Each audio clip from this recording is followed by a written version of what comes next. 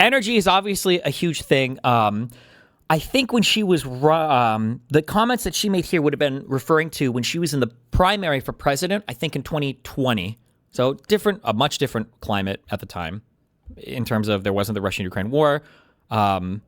It was just not I think the energy shit really peaked in terms of cost in like 2022, right? 2022, early 2023. No, and I made that clear on the debate stage in 2020 that I would not ban fracking. As vice president, I did not ban fracking. As president, I will not ban fracking. In 2019, I believe, in a town hall, you said you were asked, would you commit to implementing a federal ban on fracking on your first day in office? And you said, there's no question I'm in favor of banning fracking. So, yeah. Sheesh, with the follow-up quote. With the follow-up quote. And it's not even the right. You were asked, would you commit to implementing fracking? What was the year? 2019, I believe. And in the 2019, it doesn't even, that's hostile interview. And again, make no mistake, I'm not saying that hostile interviews are necessarily like immoral. Like I think hostile interviews, especially for politicians running for office, like for the presidency, I think hostile interviews are fine. They should be doing that. If you're not giving a hostile interview, you're doing free press for them, right? But Jesus. In a town hall, you said you were asked, would you commit to implementing a federal ban on fracking on your first day in office? And you said, there's no question I'm in favor of banning fracking. So, yes. So it changed in that campaign? In 2020, I made very clear where I stand. We are in 2024, and I've not changed that position, nor will I going forward. I kept my word, and I will keep my word. What made you change that position at the time? Well, let's be clear. My values have not changed. I believe it is very important that... Do you think they ask these kinds of questions only because they know Dems will actually answer them? They don't bother with real questions to Trump because they know he's incapable, so they just abandon their journalistic... No. That's one way you could look at it, but don't. No. It's like when people say they're afraid of me or they're afraid of my community, and then they talk about how afraid they are of me by shitting on me for years, right? It doesn't seem like you're very afraid of me, okay?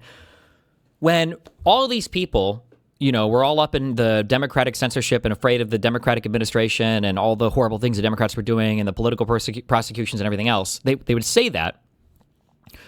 But what has Trump been doing now that he's in office, right? Pressuring the FEC to actually fire certain people. Colbert's show is gone now, right? Kimmel was gone for a little bit until the uproar, stopped that. You've got Barry Weiss now smearing her disgusting fucking propaganda on every network she can get her grubby, disgusting fucking fingers on. You've got Trump truthing out shit about, this was a while ago, but nobody gives a fuck about anything. Remember, it's say you want to fuck 6-year-olds and eventually people will be okay with you fucking 13-year-olds. This is the American politics right now. Trump was literally truthing out that maybe Mark Zuckerberg should go to prison for life.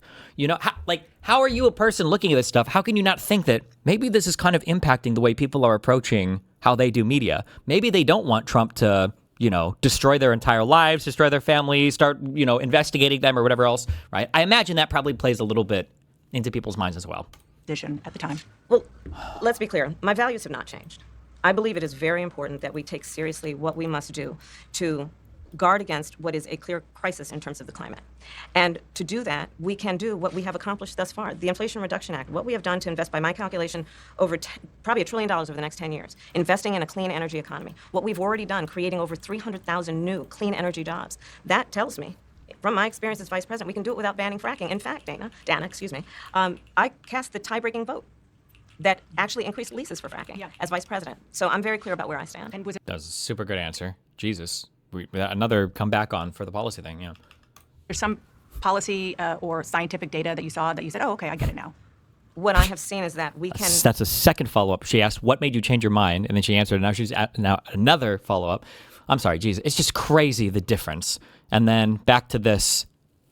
They were best friends for about a decade. And remember, he signed that Transparency Act under duress when some Republican women, congresswomen like Lauren Boebert, like Marjorie Taylor Greene, did not give in to his pressure of not signing. He brought Lauren Boebert into the Situation Room to pressure her into caving on not voting for that bill. So let me respond to that. That's all true. Let me